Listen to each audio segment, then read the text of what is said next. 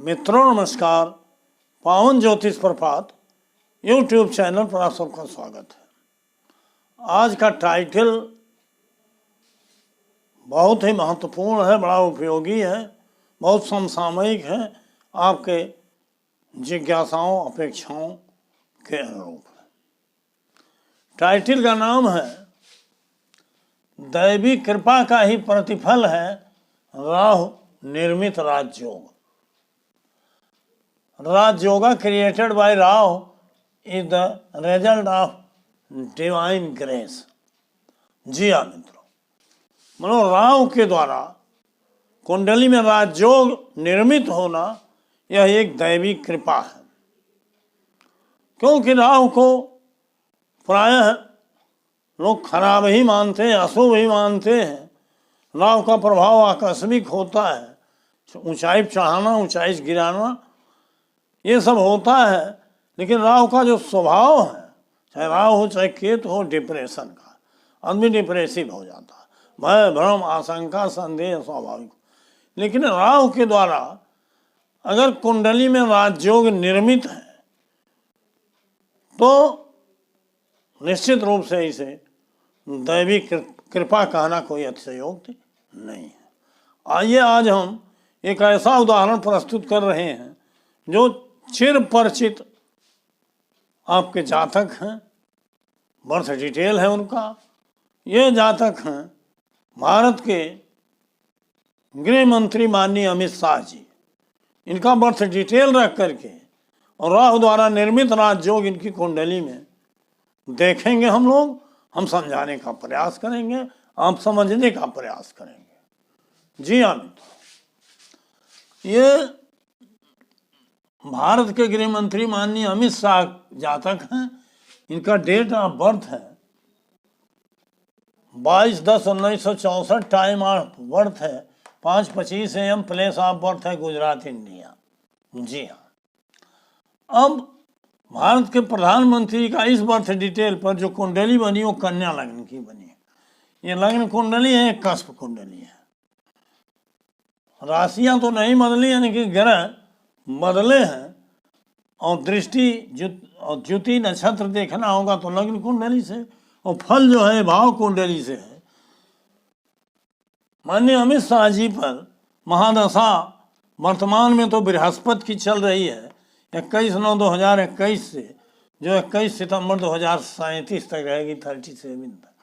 लेकिन इसके पहले 18 साल 21/9/2003 से 21/9/2021 तक राहु की महादशा रही, और उसके पहले 21/9/1996 से 21/9/2003 तक मंगल की महा, अर्थात 21/9/2003 से और वर्तमान समय तक या 2037 तक के दशा काल का हम विवरण यहाँ रखे हैं। और हर ग्रह का जो प्लेनेट है, जो हर ग्रह जो है, किन भावों के सिग्निफिकेटर हैं या कार्जेस हैं, सूर्य से लेकर के केतु तक मैंने यहाँ रखा है। बीच में समझाने का काम होगा तो यहाँ से भी हम देख लेंगे, करेंगे। आगे बढ़ने से पहले आपसे अनुरोध है कि अगर मेरे चैनल को अब तक सब्सक्राइब नहीं किया है तो नीचे का सब्सक्राइब बटन पुश कर दीजिए। बगल में बेल आइकन आती है, उसे क्लिक करके ऑल के बटन को जरूर पुश कर दीजिए, ताकि प्रत्येक वीडियो का नोटिफिकेशन शीघ्र आप तक पहुँच जाए। वीडियो पसंद आवे तो लाइक करिए, मित्रों को मतलब कम से कम 5 मित्रों को जरूर शेयर करिए। और मैं बार बार आग्रह करता हूँ कि अंत में एक प्यारा सा कमेंट दीजिए जो आपके मेरे वीडियो से रिलेटेड हो, पॉजिटिव हो। हाँ, कुछ लोग नकारात्मक कमेंट लिखते हैं, उसका कोई मतलब नहीं है। वीडियो स्किप करके मत भगाइए, पूरा वीडियो देखिए, 10-5 मिनट की वीडियो होती है मित्रों। इसको जान करके आप नियम भी जान जाओगे और अपनी कुंडली में भी देखोगे क्या राहु की ऐसी स्थिति राजयोग दे सकती है। अब यहाँ आइए, यद्यपि हर महादशा में राहु की अंतर्दशा आती है, अगर वो राजयोग कारक होगा तो अपनी अंतर्दशा में जरूर अच्छा फल देगा, राजयोग का फल देगा। उसकी महादशा संयोग से आ गई तो सोने में सुगंध हो जाती। संयोग से माननीय गृह मंत्री जी पर महादशा राहु की 2021 के पहले 18 साल तक नहीं। आप देख लो, राहु की महादशा 21 9/2003 से 21/9/2021 तक रही, 18 साल। तो मित्रों उस 18 साल को हम कंपेयर करेंगे, तुलना करेंगे इधर के 3 साल जो 21 सितंबर 2021 से गुरु की महादशा आई, इससे भी और उसके पहले भी। अब हम देखते हैं कि राहु के बारे में कुछ जानकारी आपको दे दूं कि राजयोग कैसे बना सकता है। देखिए, पहले तो ये जान लीजिए कि राहु पर कैसा फल पड़ता है किस ग्रह का। अन्य ग्रहों में तो हमने बताया है कि नक्षत्र का फल सबल होता है, लेकिन राहु में ऐसा नहीं है। राहु में जिस भी ग्रह का प्रयोग होगा, प्रभाव होगा, उस ग्रह का पूरा प्रभाव पड़ता है। क्योंकि हमारे गुरुवर के.एस. कृष्णमूर्ति जी ने स्पष्ट कहा है कि notes are stronger than other planet than shadow, अर्थात राहु केतु अन्य ग्रहों से ज़्यादा ताकतवर होते हैं, बलशाली होते हैं। तो इनका प्रभाव भी बलशाली होता है। अच्छा देंगे तो बहुत अच्छा, खराब देंगे तो बहुत खराब। तो इसका नियम जो है वो सटीक एकदम बैठता है। मैंने कई कुंडलियों पर अभ्यास करके देखा है और ये प्रत्यक्ष कुंडली आपके सामने है। देखिए, राहु पर पहले तो जिसकी दृष्टि होती है उस ग्रह का सर्वाधिक प्रभाव होता है, मतलब 80%।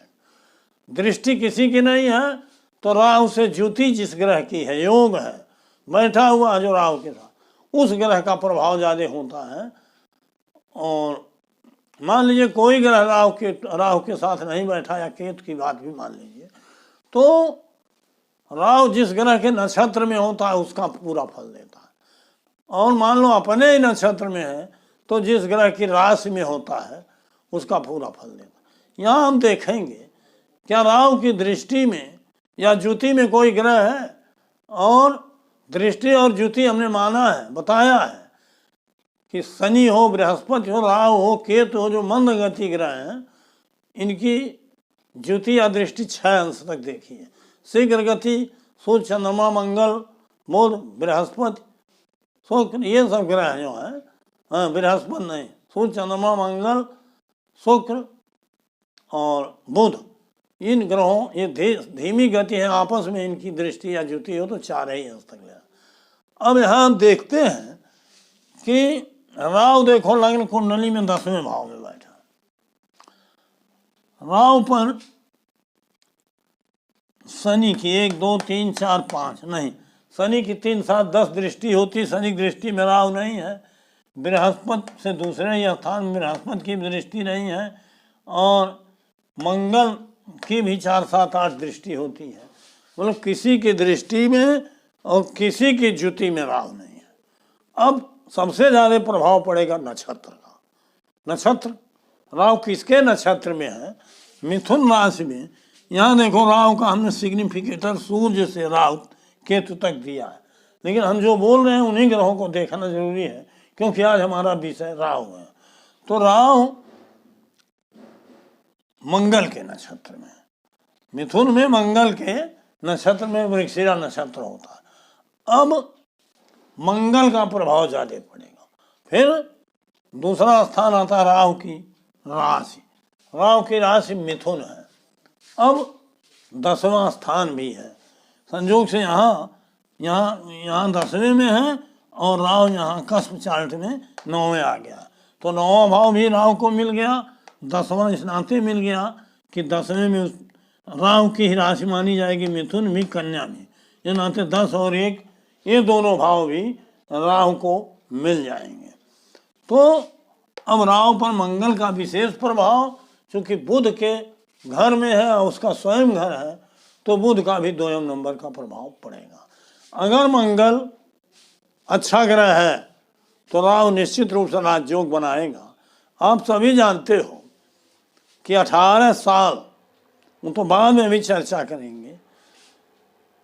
अब राहु पर मंगल का प्रभाव है, मंगल के नक्षत्र में है। मंगल में देख लो इस कुंडली में, मंगल 11 3, बुध के नक्षत्र में 1 1 10 और शनि के उप नक्षत्र में है, शनि में 11 भी आया है, अर्थात 11 10 1 11 ये पॉजिटिव भाव आए हैं। राजनीति में ऊंचाई के लिए हम बता दें कि अगर 10वें भाव का सबलार्ण इसको भी देख लीजिएगा भाव कुंडली जो कस्पल सिग्निफिकेटर होते हैं उसमें, कि दसम भाव का स्वामी सब लॉर्ड जो है उप नक्षत्र स्वामी अगर 10, 6, 1, 9, 11, 6, 10, 11 और 1 और 9 भी उसमें महत्वपूर्ण हो जाता है मान सम्मान शोहरत के लिए, और एक तो स्वयं ही हो जाता है।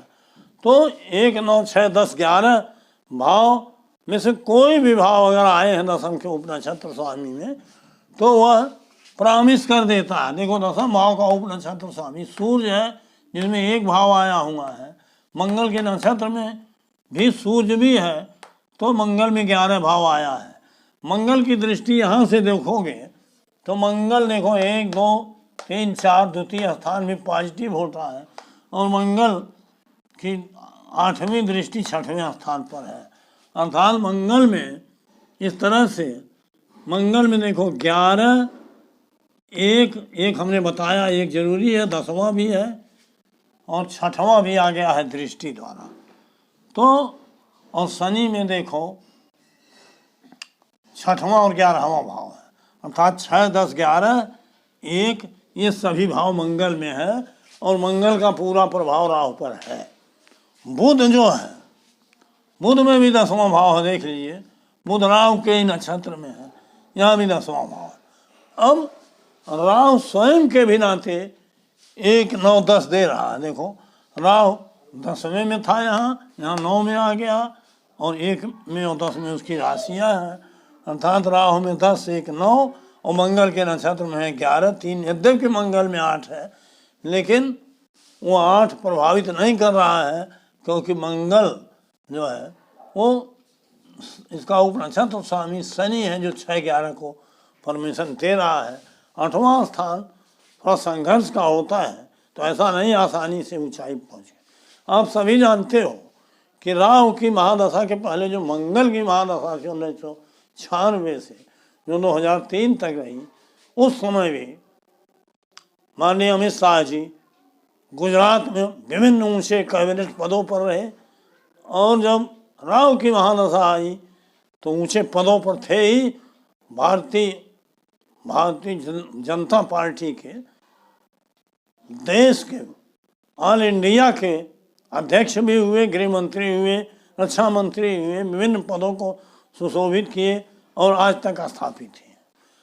अब जो समय इनका 12 साल पहले 21/9/2003 से 21/9/2021 तक रहा 18 साल, वो निश्चित ही राजयोग कारक समय था, और इतनी ऊंचाई उन्होंने हासिल किया कि भारत के जन जन तक उनकी पहुंच हो गई, और भारत का हर आदमी माननीय अमित शाह जी के बारे में जानता है। आज गृह मंत्री के पद पर आज भी हैं, पिछले भी बार थे, लेकिन आज वर्तमान में हमने कई वीडियो पहले भी दिया था, हमने कहा था कि बृहस्पति की दशा जब आएगी तो ये समय न्यून जाएगा इनके लिए, क्योंकि बृहस्पति को यहीं देखिए 8, 4, 7, 1, 12 कुछ नहीं है। यही बृहस्पति का उपनक्षत्र स्वामी राहु है जिसमें 1, 10, 11 है, मतलब बृहस्पति का उपनक्षत्र स्वामी राहु है, वही थोड़ा सा कवर कर रहा है। और कवर इसलिए कर रहा है कि बृहस्पति में सूर्य के नाते एक भाव आया है, और जब कोई भाव आया हो नक्षत्र के माध्यम से तो उपनक्षत्र का सारे भाव उसमें काउंट हो जाते हैं, 10, 11, 9, 1। तो इस तरह से बृहस्पति कवर कर रहा है, लेकिन राहु की ऊंचाई नहीं प्रदान कर सकता। और राहु मंगल के प्रभाव में है। मंगल में हमने अभी बताया स्वयं राजयोग कारक भाव है, इस नाते मंगल के प्रभाव को लेकर के और अपना भी 9, 1, 10 भाव जो राहु का है, आप दूसरी तरीके से कह सकते हो, आप पढ़े होंगे कि जो पुरानी ज्योतिष है, प्रचलित ज्योतिष है, उसमें भी राहु की उच्च राशि मिथुन मानी जाती है, उसी में राहु बैठा हुआ है। लेकिन मंगल का प्रभाव कन्या लग्न के लिए आप खुद सोचिए कि केपी सिस्टम कितना ऊंचा और रहस्यपूर्ण है और कितना सार्थक और सटीक है कि कन्या लग्न के लिए मंगल राजयोग कारक हो और मंगल के प्रभाव में राहु राजयोग कारक हो। ये वास्तव में अपने आप में विलक्षण फल स्थिति है। तो मित्रों, राहु अगर कुंडली में बैठ गया राजयोग कारक जैसा कि इसमें बैठा है, तो मैंने उसको कहा है दैवी कृपा से ही होता है ऐसा, क्योंकि अधिकतर राहु से लोग बुरे प्रभाव में पाए जाते हैं। तो जिस पर बहुत ज़्यादा दैवी प्रभाव होता है और दैवी डिवाइन ग्रेस होता है, उसका सीधा मतलब है कि जो आपके पूर्व जन्म के संचित कर्म हैं वो अगर अच्छे रहे तो प्रारब्ध के रूप में दैवी कृपा से वो आप अच्छे रूप से भोग रहे हो और वही डिवाइन ग्रेस हो जाता है। तो मित्रों, वीडियो लंबा ना हो, इस नाते आज का टॉपिक हम यही समाप्त करते हैं। बहुत बहुत धन्यवाद, हार्दिक शुभकामनाएं।